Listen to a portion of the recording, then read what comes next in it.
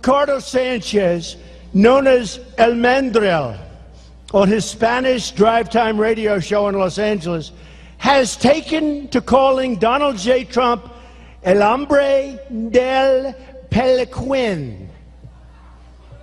In other words, the man of the toupee. This is on the front page of the New York Times.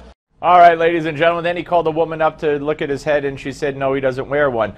Joining us now is Gabriel Sherman. We welcome him back, National Affairs Editor for New York Magazine, author of The Loudest Voice in the Room.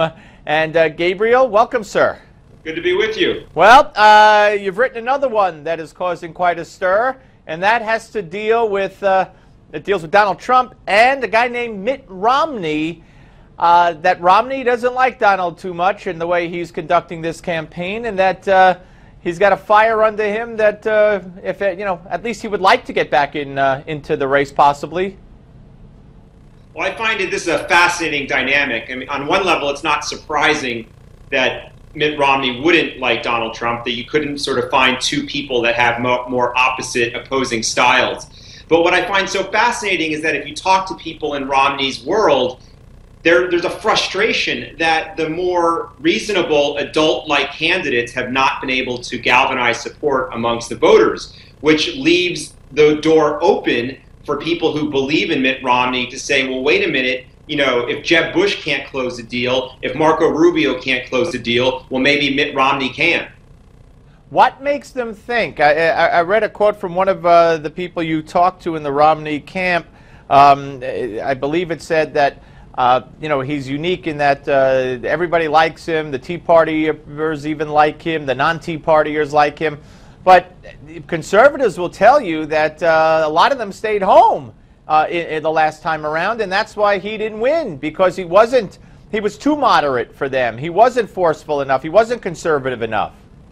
Well, and I would agree with that. You know, I was at the 2012 GOP convention, and just the mood in the hall in Tampa was such that you could tell that the base, really, there was not a lot of love for Romney. I think what that quote and what the advisor was getting at is that after 2012, you know, a lot of people have affection for the nominee, and Mitt Romney had done a lot to rehabilitate his reputation, and I think there was kind of a revisionist view of Romney as a candidate. And I think Romney's advisors look at that and look at the kind of warm reception he's been getting when he's been doing some public events in the last year or so, and they say, well, wait a minute, now there is some support for him. Maybe it makes sense this time around. But I would agree with you. I don't think the base is going to be jumping up and down, cheering Mitt Romney's entry into the race. Now, but having said it the way you just said it, still in all, I don't believe that you believe that he is going to actually get into the race, do you?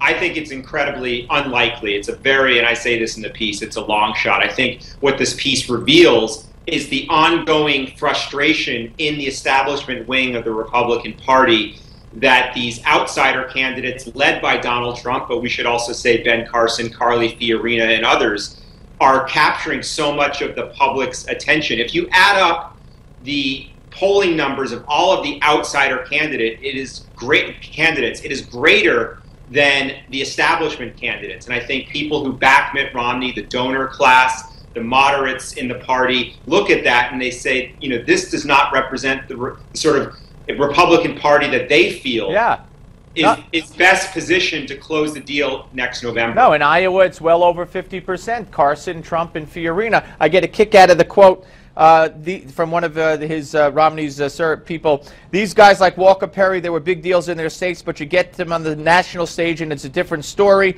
It's like they were in middle school and now they're freshmen in high school and they're getting their faces slammed in the toilets. I don't think Romney would fare much better if he were up there, to be honest with you, with Trump.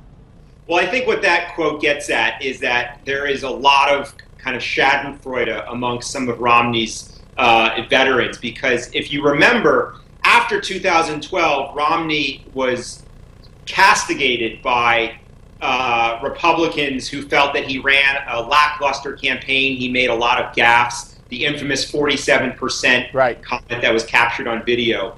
And what Romney's loyalists see now is that Jeb Bush and Scott Walker and all of these candidates that perhaps maybe thought they could have done a better job they're learning that running for president is a lot harder. Absolutely, absolutely. And so I found that was fascinating. Gabriel Sherman, check out the piece at New York Magazine, folks. Romney is horrified by Trump, and that's restarting Mitt 2016 talk. Thank you, Gabriel. We'll be back with the attorney representing Kim Davis, Matthew Staver. Don't go away.